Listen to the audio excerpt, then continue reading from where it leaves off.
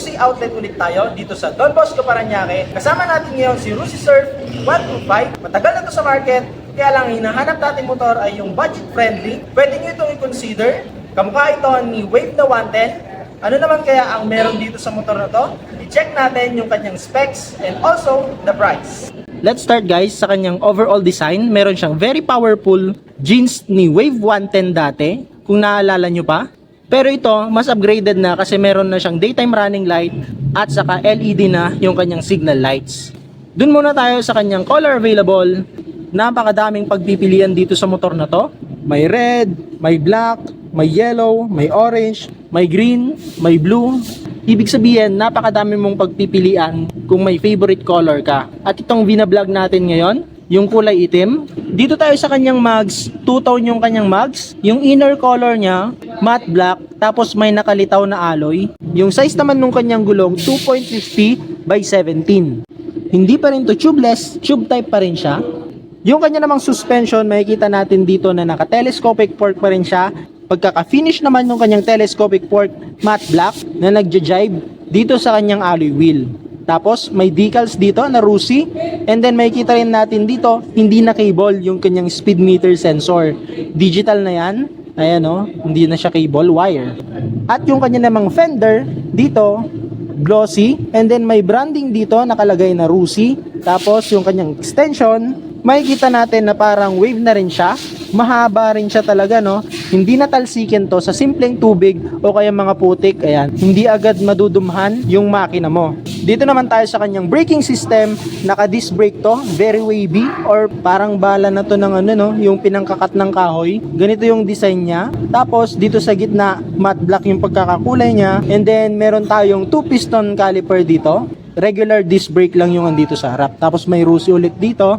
Aangat naman tayo dito sa kanyang mga decals. Dito sa kanyang harapan, makikita natin dito na merong kulay gray dito, combination ng kulay yellow, tapos may Rusi na maliit doon, tapos may decals na Rusi na malaki dyan na letter R. Glossy dito, and then makikita rin natin dito yung kanyang daytime running light, mukha siyang Thunderbolt. Tapos yung kanyang signal lights, ito naman yung kakaiba sa kanya. Nandito sa ibabaw, yung kanyang signal light dati. Ang design naman nito, nilagay nila dito sa baba. Parang si 125 na Wave naman. Headlight naman niya, halogen type naman. Hindi pa siya naka-LED. And then makikita rin natin dito na Euro 3 compliant na siya. Ibig sabihin, yung kanyang emission mas mababa compared sa dati. Mas eco-friendly. Dito naman tayo sa medyo baba niya. Dito sa kanyang side fairings, very pleasing lang sa mata. Minimal lang yung decals niya. And nagja-jibe dun sa kanyang pinaka body color, kulay gray yung kanyang decals, and then may Rusi dito, ayan, nakat R dito sa labas, tapos USI dun sa ilalim. Dito may plastic siya na matte, and then dito naman may glossy. Dito naman tayo sa kanyang meter panel. Yung setup niya may pagka wave din. Makikita natin dito yung kanyang dimmer or high and low option natin, yung kanyang busina, tapos yung buttons ng signal lights. Yan, malambot din sa kamay kahit to. Malambot din. And then nandito rin yung kanyang choke. Ayan. Kung nahihirapan yung motor mong umandar, pwede mong gamitin to. At ito naman yung kanyang meter panel. Digital na to. Meron ka ditong RPM at saka yung kanyang odometer, signal lights. Ayan, magkabilaan para hindi ka malito kung naka-left ka ba or naka-right. Nandito rin yung kanyang neutral. At ang maganda dito, meron siyang gearing indicator 1, 2, 3, 4. Tapos may emblem siya dito na Rusi. Dito naman sa kabila, yung kanyang headlight option at yung kanyang starting system, electric, at hindi lang yan, meron pa rin siyang kickstart. Dito naman tayo sa kanyang grab bar, maganda rin yung goma dito sa ating kamay. And then meron din tayong makikita rito na storm na naka-embossed. Dito naman sa gitna, may makikita tayo ditong air exhaust, ayan, no, para singawan ng makina siguro yan. Meron siyang butas dito magkabilaan. Sa kanya namang makina, may maximum power to na 6.2 kW at 7,000 RPM. May max torque naman to na 9.4 Nm at 5,500 RPM. And this is 125cc, pero yung pinaka-actual na displacement nito is 124.6cc. Ang gearing naman nito is hanggang 4. Tapos yung kanyang gear shift pedal, army green yung kulay. Same lang siya ng kulay dun sa kanyang kickstart. Maganda rin yung pagkaka-finish nung kanyang center stand saka nung kanyang side stand. Maganda yung quality.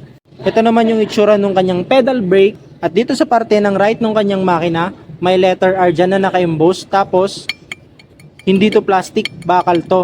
Yung crankcase cover niya, kulay black lahat. Pati na rin dito sa kanyang cylinder head. Yun naman yung pinagkaiba niya dati. Kasi itong kulay dito, kulay silver dati. Hanggang dun sa likod. Oil capacity nito, 800 ml. Sa kanya namang bore stroke, meron tong 52.4 by 49.5 mm. Ito naman yung itsura ng kanyang tambucho. Napakaganda rin ng kanyang heat guard. Stainless na to. Bumagay dun sa matte black na kulay niya dito sa ibaba. Suspension naman niya dito sa kanyang likod, dual shock pa rin siya at napakakintab ng kanyang kulay. Dito naman sa kanyang swing arm, manipis lang siya, no? Kaya siguro napakagaan nito. Ito naman yung design ng kanyang gulong and size niya is 2.75. Dun sa wrap, 2.50. Mas malaki lang ng konti dito sa kanyang likod. At pwede pang palakihin kasi medyo maluwang pa yung space niya dito sa kanyang ilalim. Sprocket size na nakita natin dito, meron siyang size na 34 teeth. May max speed ito na 75 kilometers per hour. Yun yung stock top speed niya. Pero alam naman natin, pag tayo magdadrive, mas mahigit pa doon. Braking system naman niya dito sa likod, naka-drum brake siya, army green, yung pintura dito. And then sa actual, kung makikita nyo dito sa ibabaw ng kanyang tambucho, merong naka-engrave dito na Rusi Euro 3. Ayan naman yung itsura ng kanyang taillight. Dun sa wrap LED, pero dito sa likod, yung kanyang taillight at saka yung kanyang signal light, nakabalb yan. At yan yung itsura ng kanyang fender dito sa likod. Para mabuksan yung kanyang compartment, dito yung susian. Yung grab bar naman niya dito sa likod, ito, rubber coated siya, may naka-emboss dito na Rusi. Yung upuan naman niya, may naka-engrave din na Rusi dito, tapos letter R dito. Very engrave, napakalalim nung pagkaka-engrave sa kanya. And then, yung texture nung kanyang upuan, makapit to sa pantalon. Kaya try naman natin yung itsura natin dito sa height nating 5'6".